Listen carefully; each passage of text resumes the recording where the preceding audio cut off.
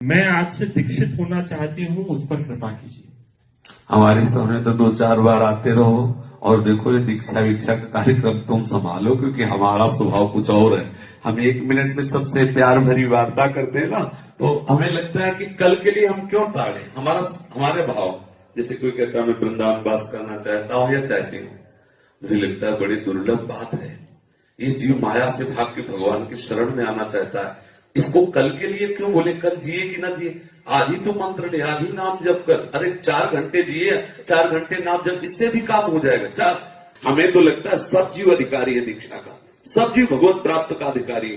कोई भी चाहे अभी इसी क्षण भगवत मार्ग में चल सकता है, पर होता क्या है, बहुत जल्दी ये सब काम हो जाने से उसको महत्व समझ में नहीं आया, तो फिर वो अपराध करने लगता है। इसलिए मुझे लगता है सहसा किसी को दीक्षा न दी जाए, जब कई बार उसको ये देख लिया जाए कि हाँ वास्तविक अधिकार है, तब दे दिया जाए। मुझे ऐसा लगता है जैसे हम आपको दुलार प्यार करके जैसे बच्चे को रखते ना, ऐसे रख रहे हैं, तो अब वो धूर्तता बनी हुई है। उसको लगता जैसे माँ दुलार करती तो बच्चे को लगता मेरे गुण के कारण दुलार करती, नहीं, उसका वात्सल्य उसका स्वभाव है, वो अपने स्वभाव के कारण आपको प्यार कर रहे हैं।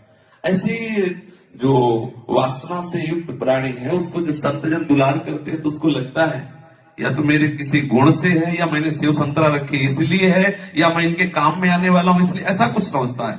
ऐसा तो उसको लगता है कि मेरे द्वारा इनका कुछ चल रहा है। सच्ची मानो हम मतलब कुछ ऐसा स्वभाव समझ लीजिए कि बार बार कहने, हम जितने लोग बैठे हैं ईमानदारी से बताओ, किसी को अभी तक बोला हो बैठ जाओ बच्चे तो बैठ, आज तक किसी को विरक्त या गृहस्थ किसी को बोला हो कि आप दीक्षा ले लो?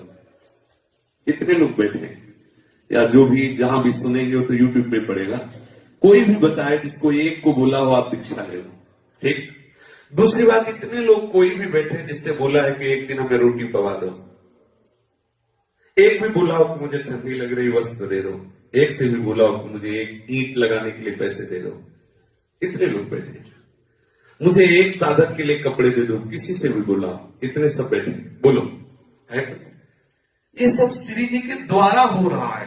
श्री जिन गाड़ियों में आते हैं ना, वो गाड़ी वाले रोते हैं, कहते हैं पैर पकड़ के कि आप 10 दिन के लिए स्वीकार कर ले, आप इसमें बैठ के आइए जाइए। लोगों को लगता है कि गाड़ियों से चलते हैं, एक भी गाड़ी मेरी नहीं। जब वो रोते कहते तो लगता है कि हमें चाहे ऑटो से आना पड़े चाहे पैदल आना पड़े, अब किडनी के मरीज तो हम बैठ के चले आए। सामने वाले को लगता है देखो कितनी नई गाड़ी में आ, लोगों को लगता है बड़ा वैभव, बड़ा धन। कोई वैभव नहीं, कोई धन नहीं, किसी ये सब साधक जानते किसी तरह चल रहा है।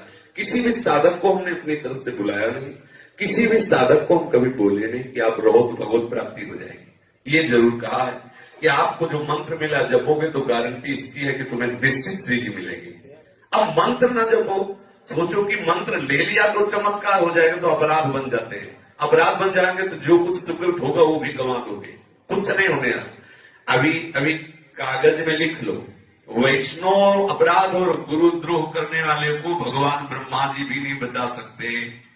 ये जरूर है कि ऊपर जब चढ़ाया जाता है किसी को पटकने के लिए, तो चढ़ते समय देखकर तुम्हें लग सकता है कि देखो कह रहे थे कि अपराध लगता है, तो चढ़ रहा है। वो चढ़ नहीं रहा, वो ऊंचाई में जाके पटका जाएगा जिससे कोई भी नस उसकी सुरक्षित न रहे। ये माया बहुत चालबाज है, उसकी चाल को समझना बहुत सूक्ष्मता की बात है। बहुत सावधान होते हैं यदि संत वैष्णव गुरुजनों के अपराध से बच जाए और निरंतर भजन करे तो इसी जन्म में भगवत प्राप्ति हो जाएगी।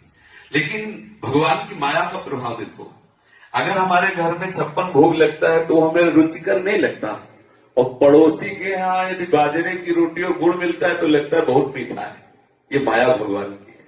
अपने इष्ट और गुरु में जो प्रेम होना हमारे मार्ग का सच्चा भाव है, उसमें हमारी अवहेलना हो जाती है, और सामने वाले को बिल्कुल नहीं पता है कि परमार्थ किसे कहते हो। हमें लगता है कि यहाँ हमें अमृत मिल जाएगा, बस इसी भ्रम से माया दौड़ाती रहती है और जीव का पूरा जीवन नष्ट हो जाता है। इसलिए सावधानी पूर्वक, पहली बात है हम कई बार कह चुके हैं, यहां कभी कोई जुड़े ना, क्योंकि हमारा उद्देश्य केवल भगवत प्राप्ति करना है और भगवत प्राप्ति में सहयोग करना है, स्वयं भगवत चरणारविंद के चिंतन में, और दूसरे जो भी जुड़े उनको भगवत चरणारविंद में जितना गुरु प्रताप से इष्ट प्रताप से हमारे हृदय में खो देना।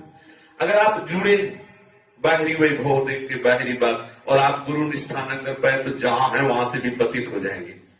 इसलिए सहसा गुरु मत बनाएंगे, कोई भी कहीं भी खूब पक्की निष्ठा बन जाए, फिर इसके बाद चाहे गला काट दिया जाए, हमें उस मार्ग से नहीं हटना। ऐसी निष्ठा हो तो जुड़ना चाहिए, लेकिन तो काहे को उपहास कर रहे, काहे को अपने जीवन को बर्बाद करें।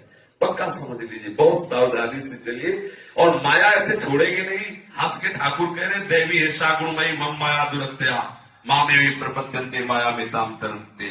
पूरा जीवन हो गए देखते हुए भगवत कृपा से कि ऊंची दुकान का फीका पकवान देखते हुए हो गए, कहीं फंसे नहीं, किसी के आकर्षण में नहीं फंसे। पूरा जीवन 13 वर्ष से घर से निकले थे। कोई बिरला ही भगवत मार्ग का पथिक बनता है, नहीं तो केवल पाखंड की रचना करके लोक दिखावा होता है। सच्चिदानंद तत्व में प्रतिष्ठा बड़ी मुश्किल है। आज सच्चिदानंद तत्व की प्रतिष्ठा प्राप्त करने की चाह नहीं रह गई हृदय में। केवल किसी भी तरह बहुदर भरण पोषण होना चाहिए, ज्ञान की ऊंची ऊंची बातें हैं, और अंदर से पूर्ण विलासिता वे संसार के भोगों की क्या है, परमात्मा के पति का स्वरूप है। अंदर से पूर्ण का पूर्ण पाखंड, बाहर से केवल हम साधुता का ढोंग रचते हैं। कि एक नहीं, हमने बहुत जगह देखा है। तब लगा है कि सच्चाई से भगवत मार्ग में चलने वाला कोई बिरला होता है। जो कहे हरिवंश रस बिरलो समझनहार, एक दो ही जो पाए खुद ही सब समझा। रोज सत्संग मिल जाए तो भगवान की विशुद्ध कृपा है। कहां सत्संग हो रहा है? आप विचार की जब धैर्य से हम बिल्कुल एकदम खुल के बात करें, किस बात का सत्संग हो रहा है, कहां सत्संग हो रहा है? दाम का, नाम का, काम का इनका विलास चल रहा है। राम का विलास न देखने वाले कोई भी हैं, बिरले ही ऐसे हैं, और न राम का विलास कोई देखना चाहता है। सब दाम का विलास देखना चाहते, काम का विलास देखना चाहते, नाम का विलास देखना चाहते। हमारा नाम हो जाए, पुत्रेष्णा वित्रेष्णा लोकेष्णा, इसी में सब।